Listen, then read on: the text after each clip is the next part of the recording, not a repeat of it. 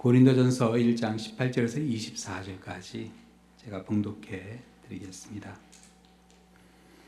십자가의 도가 멸망하는 자들에게는 미련한 것이요 구원을 받는 우리에게는 하나님의 능력이라. 기록된 바 내가 지혜 있는 자들의 지혜를 멸하고 총명한 자들의 총명을 폐하리라 하였으니 지혜 있는 자가 어디 있느냐, 선비가 어디 있느냐, 이 세대의 변론가가 어디 있느냐.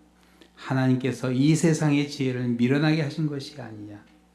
하나님의 지혜에 있어서는 이 세상이 자기 지혜로 하나님을 알지 못함으로 하나님께서 전도에 미련한 것으로 믿는 자들을 구원하시기를 기뻐하셨도다.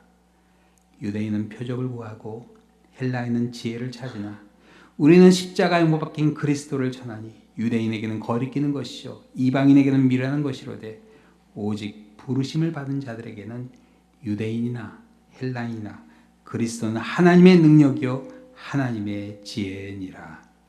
아멘. 우리 이 땅에 오신 우리 주님의 탄생을 정말 기뻐하며 경배하며 또 축하하는 그런 시간이 되시기를 축원합니다. 우리 지난 며칠 동안 계속해서 우리 사도신경에 있는 우리 한 구절 한 구절 통해 우리의 신앙을 점검하는 그런 시간 갖고 있는데요. 오늘은 우리 십자가에 못 박혀 죽으시고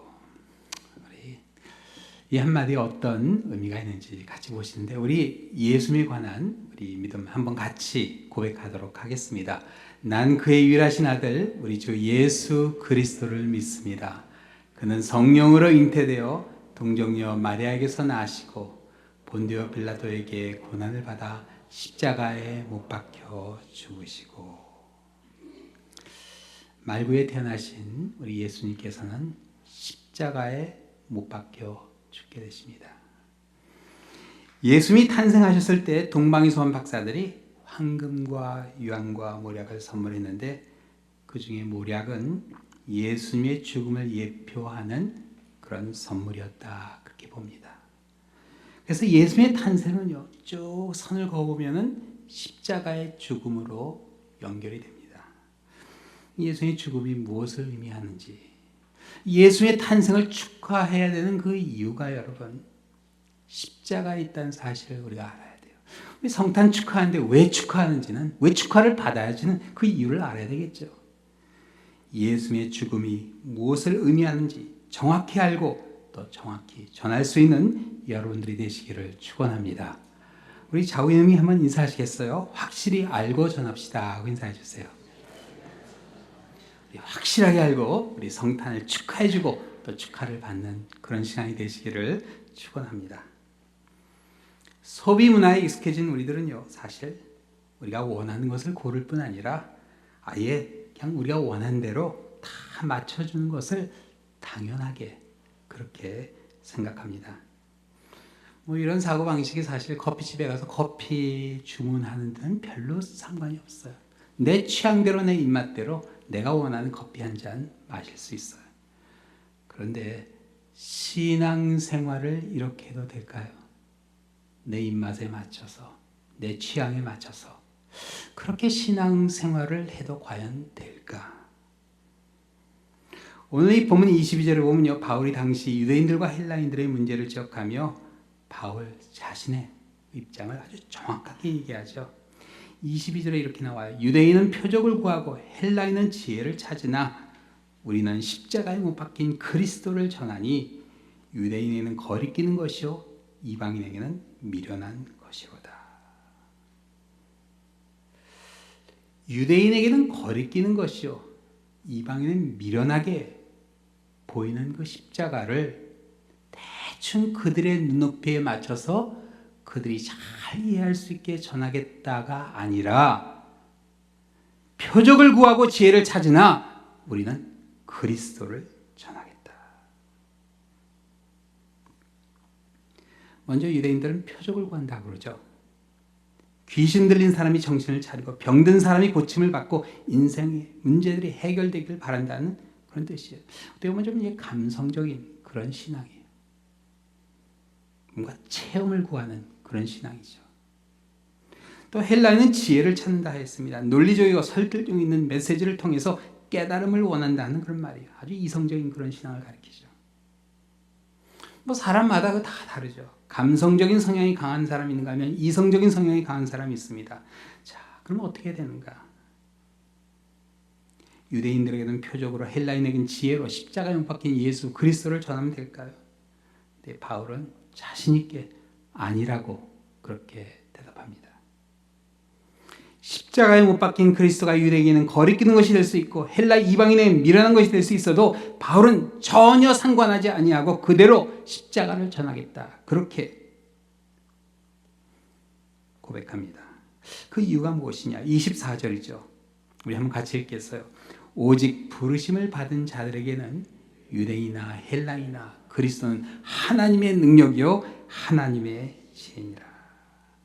이 부르심을 받은 자들에게는 유대인이나 헬라이나 상관없이 그 누구에게도 그리스도는 하나님의 능력이요 하나님의 지혜다. 이걸 증거하겠다고 그래요. 이 바울이 이런 결론을 내린 이유가 있습니다. 바울이요 사람들의 눈높이로 십자가를 전하려고 그러다가 실패한 경험이 있었기 때문에 그렇습니다. 좀 사람들이 알아듣기 쉽게 잘 받아들일 수 있게 그렇게 십자가를 근사하게 포장을 해서 한번 시도를 해봤는데 완전히 실패했어.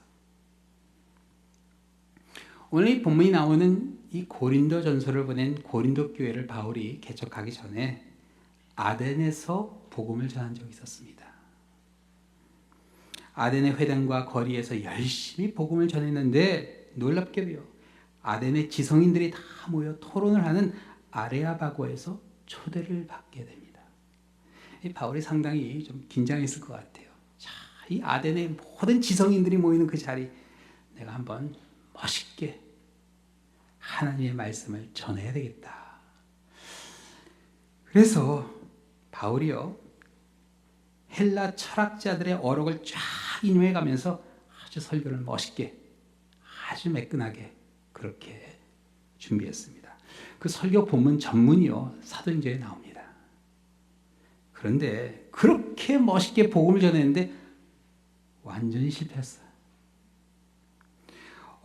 며칠 머물지도 못하고 야반도주했던 데살로니가 같은 경우는 마데노교냐 아가야 지방에 소문날 정도로 모범된 교회가 세워진 데 비해 아덴에서는요 아주 소수의 사람이 전도된 것 외에는 아무 성과가 없었어요. 교회가 세워지질 않았습니다. 아덴에서의 실패를 경험으로 바울은 그 다음 행선지 고린도에서는 어떤 결단을 내리냐면 내가 철저히 십자가만 전하겠다는 그런 결단을 내리고 그 가운데 세워진 교회가 바로 고린도 교회입니다. 당시 그가 내렸던 그 결단을 회고하면서 고린도전서 2장에 바울이 이렇게 고백했어요.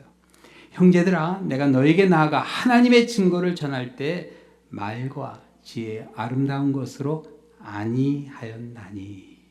이 말과 지혜의 아름다운 것으로 아덴에서 한번 해봤거든요. 그런데 안 됐어요. 그래서 말과 지혜의 아름다운 것으로 아니하였으니 내가 너희 중에서 예수 그리스도와 그의 십자가에 못 박힌 것 외에는 아무것도 알지 아니하기로 작정하였습니다. 내가 너희 가운데 거할 때 약하고 두려워하여 심히 떨었노라. 내 말과 내 전도함이 설득력 있는 지혜의 말로 하지 아니하고 다만 성령의 나타남과 능력을 하여 너희 믿음이 사람의 지혜에 있지 아니하고 다만 하나님의 능력에 있게 하려 하였노라. 사람의 지혜로 그들이 듣고 원하는 그런 말로 그들에게 복음을 전하는 것이 아니라 하나님의 능력으로 복음을 전하기 위해서 결단을 내렸다. 그렇게 고백하죠. 고린도 교회를 세우며 바울이 구했던 그 하나님의 능력이 바로 오늘 본문 18절에 말하는 십자가의 도입니다. 십자가의 도. 그래서 바울이 고린도에서는 십자가의 도만 전했어요. 십자가는 로마 사람들이 식민지를 통치할 때 사용했던 무서운 형틀입니다. 지금 여러분이 뒤에 보고 계시죠? 제 뒤에 십자가입니다. 1세기 사람들은 저 십자가만 봐도 소름이 돋는 그런 형틀이었어요. 죽음을 상징하는 두려움의 대상이었습니다. 십자가에 달린 예수님은 불과 6시간 만에 죽으셨습니다. 마가복음 15장에 보면 빌라도는 예수님께서 벌써 죽었을까 이상히 여길 정도였고, 그래서 백부장에게 직접 가서 한번 확인해 보라고 그렇게 명령까지 내렸어요. 참 아이러니해요. 예수님의 죽음을 가장 확실하게 확인하게 해준 사람이 바로 본디오 빌라도가 됩니다. 근데 그럼에도 불구하고 일부 사람들은 예수님께서 그냥 십자가에서 죽은 게 아니라 잠깐 기절했다 깨어난 것이라 뭐 그런 말도 안 되는 주장을 해요. 그건요, 십자가형이 뭔지 잘 모르기 때문에 할 수 있는 말입니다. 십자가에 달린 사람이요, 멀쩡하게 대화도 하고 살아있는 것 같이 보이는데 그 십자가에 달린 사람이 죽는 것은 한순간이라고 합니다. 멀쩡하게 살아있는 사람 같은데 어떻게 한순간에 죽을 수 있을까? 그것은 그 십자가형 그 자체에 있는 그 디자인 때문에 그렇습니다.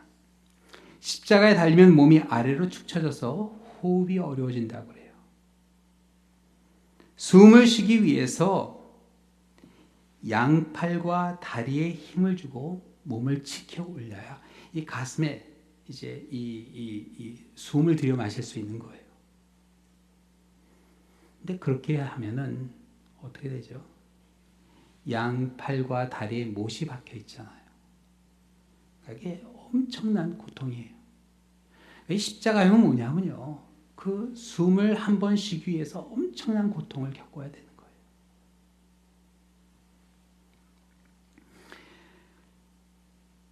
그렇게 하지 않으면 바로 질식해서 죽게 됩니다. 그래서 요한복음 19장에 보면요, 유대인들이 빌라도에게 십자가에 달린 예수님과 두 강도를 해가 져서 안식이 시작되기 전에, 유월절이 시작되기 전에 다리를 꺾어서 시체를 치워달라 하는데, 아니 멀쩡하게 살아있는 사람이 다리를 꺾는다고 죽나요? 근데 죽는 거예요. 다리가 꺾이면 발에 힘을 주고 몸을 일으킬 수 없기 때문에 바로 질식입니다. 십자가에서 정의순을 열어도 마찬가지죠. 바로 질식사예요. 사람이 질식해서 죽는데 걸리는 시간은 불과 2, 3분이라고 합니다. 그래서 십자가는요, 확실한 죽음을 의미합니다. 근데 바울은 죽음의 상징인 십자가가 믿는 성도들에게 더 이상 죽음이 아닌 뭐라고 그러죠? 하나님의 능력이라 그렇게 이야기합니다. 하나님께서는 십자가에 죽으신 예수님 말씀대로 사흘 만에 다시 살아나게 하셨어요. 이러한 하나님의 놀라운 능력이 일어나기까지 예수님께서 하신 일은 딱 하나, 어떤 일이죠? 죽기까지 복종하는 일이었어요. 죽기까지 모든 것을 하나님께 다 맡겨드리는 그 믿음, 그게 바로 십자가의 죽음입니다. 이러한 예수의 모습을 사도 바울이 이렇게 고백합니다. 너희 안에 이 마음을 품으라.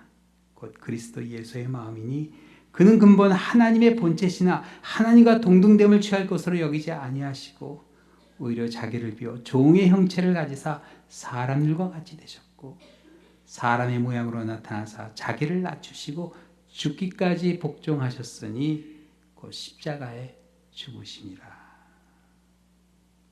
십자가에 죽기까지 전적으로 하나님을 믿고 복종하시며 우리에게 본이 되셨다. 그렇게 사도 베드로는 이렇게 간증해요. 베드로전서 2장 말씀인데 한번 같이 읽겠어요. 이를 위하여 너희가 부르심을 받았으니 그리스도도 너희를 위하여 고난을 받으사 너희에게 본을 끼쳐 그 자취를 따라오게 하려 하셨느니라. 예수님께서 어떤 일을 하셨다고 우리의 본이 되어주셨어요. 십자가의 마지막까지 하나님을 신뢰하며 믿음이 없는 우리들에게 믿음을 가질 수 있도록 하나님을 신뢰할 수 있도록 그 본을 보여주셨어요. 근데 예수님은 사실 그럴 일을 할 전혀 이유가 없는 분이죠. 죄가 없는 분이세요. 근데 예수님께서 그렇게 십자가의 고통을 받아들였다는 그 이유를 베드로는 이렇게 설명하죠. 그는 죄를 범하지 아니하시고 그 입에 거짓도 없으시며 욕을 당하시되 맞대어 욕하지도 아니하시고 고난을 받으시되 위협하지 아니하시고 오직 공의로 심판하신 이에게 부탁하시며 친히 나무에 달려 그 몸으로 우리의 죄를 담당하셨으니 이는 우리로 죄에 대하여 죽고 의에 대하여 살게 하려 하심이라. 그가 채찍에 맞음으로 너희는 나음을 얻었나니. 우리를 대신해서 채찍에 맞으시고 십자가에 달리심으로 죽은 사람을 부활하게 할 수 있는 하나님의 능력을 확실히 보여주시고 부활을 믿게 해주셨습니다. 이게 바로 여러분 십자가의 도가 됩니다. 우리 성경이 십자가의 도의 길 도자를 사용해서 한글로 풀었으면 십자가의 길이 되죠. 근데 원어 성경에는 이게 길이 아니라 로고스란 단어예요. 요한복음 1장에 태초에 말씀이 계시니라 그 말씀이 바로 로고스입니다. 그래서 영어 성경이 로고스를 메시지로 그렇게 번역해서 십자가의 도를 The Message of the Cross 그렇게 번역을 했어요. 십자가의 도는 십자가의 메시지가 됩니다. 이 십자가의 메시지는 다른 것이 아니라 예수 그리스도를 통해서 우리로 하여금 믿음을 갖게 하시는 그 하나님의 능력, 더 나아가 하나님의 지혜가 됩니다. 예수님을 바라보면서 우리가 믿음을 갖게 돼요. 믿음이 없는 우리에게 믿음을 보여주십니다. 마지막까지 순종하는 것이 어떤 것인가? 그리고 죽어도 다시 사는 그 소망을 우리에게 갖게 해주셨습니다. 예수님께서 십자가에 달릴 때 십자가형을 받은 사람이 두 사람 더 있었죠. 마태복음과 마가복음이 나오는데요. 거기는 강도로 그렇게 나오고 누가복음엔 행악자로 요한복음엔 그냥 두 사람으로 그렇게 나옵니다. 근데 마태복음에 보면 처음에 달린 그 두 사람이 예수님을 사람들로 같이 비웃고 비난합니다. 근데 시간이 흐르면서 누가복음에 보면은 그 중에 한 사람의 그 마음에 놀라운 변화가 일어나요. 누가복음 23장에 이렇게 나와요. 달린 행악자 중 하나는 비방하여 이르되 내가 그리스도가 아니냐 너와 우리를 구원하라 하되 하나는 그 사람을 꾸짖어 이르되 내가 동일한 정죄를 받고서도 하나님을 두려워하지 아니하느냐 우리는 우리가 행한 일에 상당한 보응을 받는 것이니 이에 당연하거니와 이 사람이 행한 것은 옳지 않은 것이 없느니라 하고 이르되 예수여 당신의 나라에 임할 때 나를 기억하소서 하니 나를 기억하소서. 이 행악자가 한 일은요 그냥 십자가에 달린 예수님을 바라보는 일밖에 안 했습니다. 예수님께서 십자가에서 무슨 이적을 일으키지 않았어요. 폭풍을 잠잠하게 하시고 무슨 이적을 행해서 물을 포도주로 바꾸고 그런 거 없었습니다.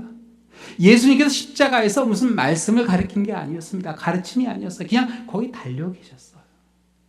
그 모습을 보고 이 사람의 마음에 변화가 일어납니다. 그리고 믿음을 갖게 돼요. 그래서 예수님께서 그 사람에게 대답해 주시죠. 예수께서 이르시되 내가 진실로 내게 이르노니 오늘 내가 나와 함께 낙원에 있으리라. 예수님께서 이 사람에게 뭘 주신 거예요? 믿음을 주신 겁니다. 오늘 내가 나와 함께 낙원에 있을 것이다. 우리 다 그때가 오겠죠? 그렇죠? 마지막 숨을 내쉬는 그때 내가 오늘 나와 함께 낙원에 있으리라. 바로 그 순간 그 믿음을 꽉 붙잡아야 됩니다. 우리에게 주신 소망이에요. 히브리서 12장에 이런 말씀이 나옵니다. 우리 한번 같이 읽겠습니다. 믿음의 주요 또 온전하게 하시는 이인 예수를 바라보자. 그는 그 앞에 있는 기쁨을 위하여 십자가를 참으사 부끄러움을 개의치 아니하시더니 하나님 보좌 우편에 앉으셨느니라. 십자가의 죽음은 부끄러움입니다. 아무 영광이 없는 죽음이 십자가예요. 전쟁에서 장렬하게 전투하다 죽는 그런 거 아닙니다. 십자가의 죽음. 벌거벗은 몸으로 십자가에 걸려 죽는 그 죽음은 그냥 부끄러움 그 자체예요. 영화에 보면 이렇게 높이 이 십자가에 달려 죽는 그런 장면이 나오죠. 근데 실제로는 그렇지 않았다고 그래요. 사람을 눈높이에 달아놓는다고 그래요. 얼마나 부끄럽겠어요. 그렇죠?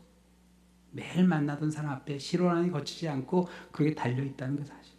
그러나 너무나 고통스러운 그 죽음. 그러나 십자가를 참으사 부끄러움을 개의치 아니하신 그 예수님께서 보좌 우편에 앉아 계셨는데 우리 주님이 어떤 분이요? 믿음의 주시라. 영어로 보면요, the author of our faith, the author of our faith. 우리 믿음의 주가 되신다. 우리에게 본이 되어 주셨습니다. 본이 되신 주님을 따르기 위해서 예수님이 말씀하신 대로 우리 자신을 부인하고 우리가 져야 할 십자가를 져야 돼요. 십자가란 믿음으로 살기 위한 결단이 바로 십자가가 됩니다. 그냥 뭐 고통, 어려운 일이 십자가 아니 사람들은 가끔 십자가를 그런 것과 혼동합니다. 근데 십자가는 다른 것이 아니라 우리가 믿음으로 살기 위해 내리는 그 결단이에요. 구유에 태어나신 아기는 바로 우리에게 믿음을 주시기 위해서 십자가의 부끄러움을 참으신 믿음의 주가 되십니다. 마지막까지 하나님의 뜻에 순종한 십자가에 달리신 그 이유가 바로 거기에 있어요. 이제 성탄을 맞이하며 하나님의 능력이요 하나님의 지혜가 된 예수님을 바라보며 십자가의 도를 꽉 붙잡는 주님을 바라보시는 이 성탄이 되시기를 우리 주님의 이름으로 축원합니다. 기도하시겠습니다. 사랑의 하나님 아버지, 우리에게 믿음의 본을 보여주시기 위해서 십자가를 지신 우리 주님을 바라보게 하여 주시옵소서. 십자가를 지시기 위해 이 땅에 내려오시고 말구에 태어나신 우리 주님, 그의 삶을 통해 하나님을 신뢰하고 하나님을 믿는 것이 무엇인가 하는 것을 보여주시고 마지막까지 그 믿음을 보여주심으로 우리로 하여금 우리의 본이 되신 주님을 따라 우리 자신을 부인하고 우리가 져야 할 십자가, 주님을 신뢰하기 위해서 내려놔야 할 것들을 내려놓고 따르게 해주시는 하나님의 그 놀라운 은혜에 감사드립니다. 주님과 함께 동행하는 그러한 이 성탄이 되게 하여 주셔서 십자가에 달리신 그 주님을 바라보며 그 은혜에 감사하게 하여 주시고 그 은혜를 우리에게 허락하신 하나님의 그 사랑에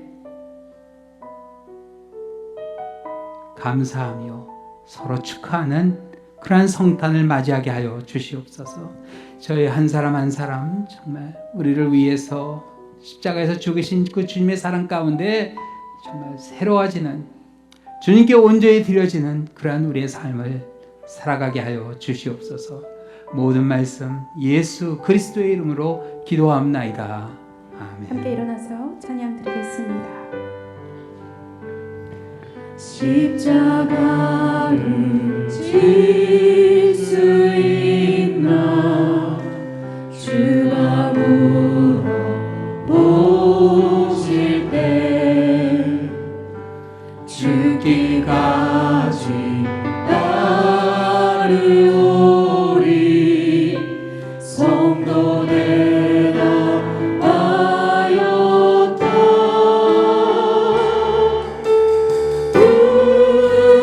우리의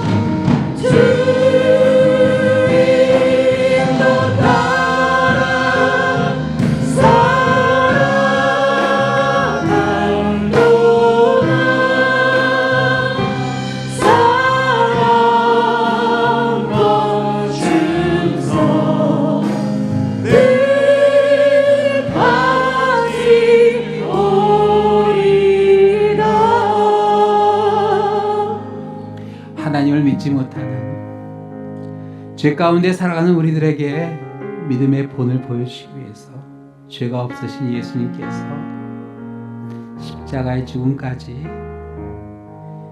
우리에게 믿음을 보여주셨습니다. 그 믿음 가운데 하나님께서 다시 살리시는 부활의 소망을 주시고 죽음의 권세를 이기시는 하나님의 놀라운 그 축복을 우리에게 확신하게 해주셨습니다. 우리 믿음으로 살아야 됩니다.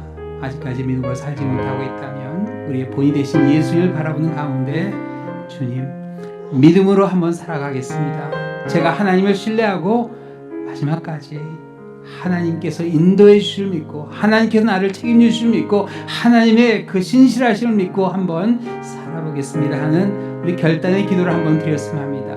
우리 주여 한번 크게 외치고 주님 믿음으로 살아가겠습니다 하는 간절한 기도 한번 함께 드리도록 하겠습니다.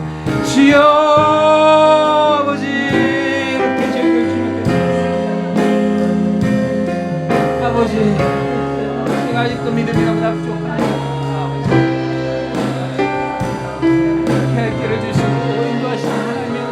불구하고 염려하고 걱정 아버지 주님 앞에 정말 너무나 부끄러운 모습으로 살아온 저의 모습을 발견합니다.